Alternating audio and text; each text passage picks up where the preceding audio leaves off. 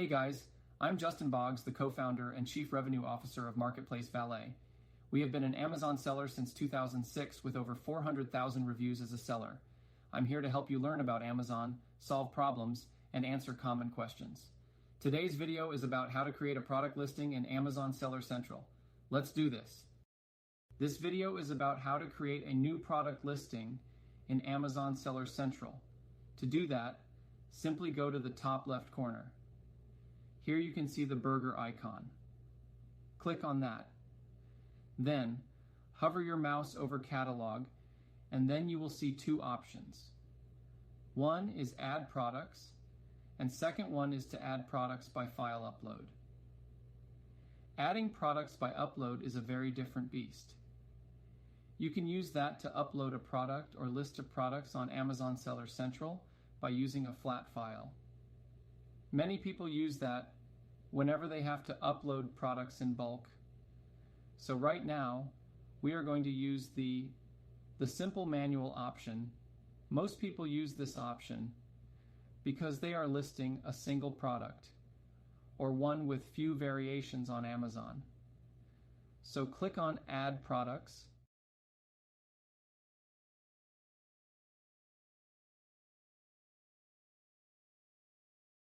It will take you to a page where Amazon will ask about whether we are listing something completely new to Amazon or something already being sold on Amazon.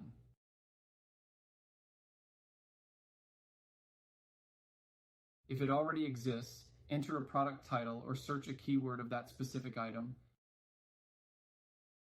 For us, we are listing a private label item which is not already available on Amazon. You just have to click on a blank form. Click on that. Then we see where to list a single product from scratch using a blank interactive web form. Click on Start. To start, it will ask you the basics about the product. Starting with the item name, you might just enter the product type. By entering the item name, Amazon can now make some suggestions about which categories to choose from. You can select this category for this specific product, so you can list your item under this category. For this example, we'll use shoelaces or shoelaces for men. Just hit enter. Yeah, it's shoelaces. By confirming here, we'll see a more detailed category breakdown. It's a category tree, in which you can also see the subcategories under the main category. The main categories is clothing, shoes, and jewelry. The subcategory came in shoe jewelry and watch accessories. Then the next subcategory came in shoe care and accessories. Finally, the last one is shoelaces. Now we'll enter the brand name here. Whatever it is on your side, you will do that. And the last one is your product ID or UPC code. You have to put that. Don't forget to click on all attributes because we want to include as many details as we can. So let's not forget that. After putting the brand name, for example, we can go with Soulflower. And right now I don't have any UPC code because it's just an example. So let's just click on Next. Okay, perfect. As you see, Amazon is accepting the exemption for this product. Great. The next tab gives us the option to enter our product description. We can enter that description here on this page. Take advantage of the character limits. Then the bullet points. Highlight the product benefits for the customer. Obviously, we can add more points. Few categories have more than 5 or 6. In this case, we have the ability to include 10 bullet points. Then we can upload images for our product. Ideally, you would have at least 6 images.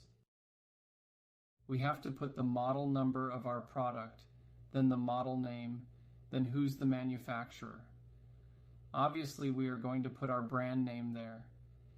Keywords are the search terms that people would enter to find your product. Then the department name. Then what's the material. Then fabric type. Number of items. All of the details you'll put here. Then next step. We have the offer section, which is where you put your own SKU.